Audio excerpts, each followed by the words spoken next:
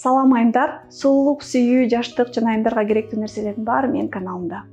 Менин атым Айнура Сагынбаева. Катталыңыз. Жай келатат, эң чоң көйгөй бул тактар. Дароо эле косметологдорго чуркайбыз, так жана так деп. Же кремдер издеп баштайбыз да.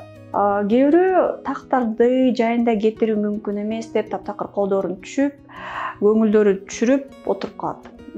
Бирок жайында эчтеке кыла албайбыз деп айта албайм. Үй шартында деле азыр мен сиздерге абдан эффективдүү, жеңил жана коркунучу жок, териге пайдалуу, агартуучу, жашартуучу, нымдабыштыруучу касиети бар эки масканы көрсөтүп берем. Жайында терини кантип бозортсок болот, кантип агартсак болот.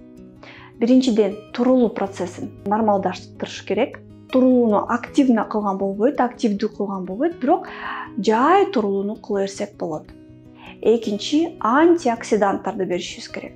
Ошо меланоциттердин иштөөсүнө туруктуулук бере турган, туруштук бере турган витаминдер кошулган маскаларды колдонуу керек. Мен сиздерге бүгүн абдан жеңил маска көрсөтүп берем. Ал үчүн бизге петрушка керек. Жайында петрушка аябай көп. Жана кулпунай керек. Кулпунай деле жайында аябай көп. Бул масканы курс менен колдонсок болот. Мисалы 10 күн колдонсок болот, же жумасына 2 жолу жасап турсак деле аябай жакшы жардам берет. Петрушкада бизге керектүү С витамини бар.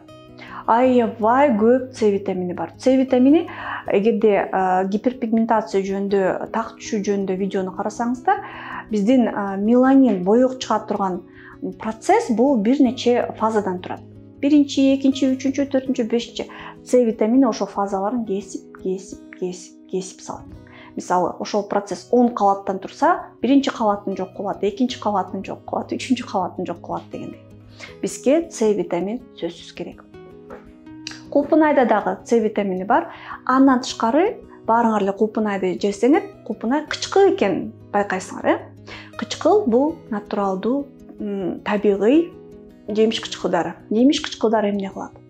Эгерде силер салонго барып пилинг кылсаңар, клиникага барып пилинг кылсаңар, анда активдүү, концентрациясы аябай көп жемиш кычкылдар аны жайында болбойт. Бул жерде табигый жемиш кычкылдары. Булар турулуу процессин абдан жумшак кылат дагы, коопсуз кылат, коркунучу жок кылат. Мындай кычкылдарды жай менен колдоно берсеңер, териге зыяны жок, тескерисинче пайдалуу. Мына, биринчи биз петрушканы кадимкидей эле жууп алып, мындай чоң-чоң дарактарын алып салабыз, бул бизге кереги деле жок. Майда жалбырагын алып майдалайбыз. Мен кол менен деле майдалайм. Мынтип туруп эле майдалап, бирке майдалап. Жаңы үзүлгөн болсо жакшы болот, анткени жаңы үзүлгөн петрушкада С витамини аябай көп болот. Бир аз туруп калса, мисалы, шаардагылар айла жок базардан сатып колдонот да, сатып алып. Айылдагыларга огош бетер жакшы, анткени коrodон алып эле үзүп жаза берсек болот.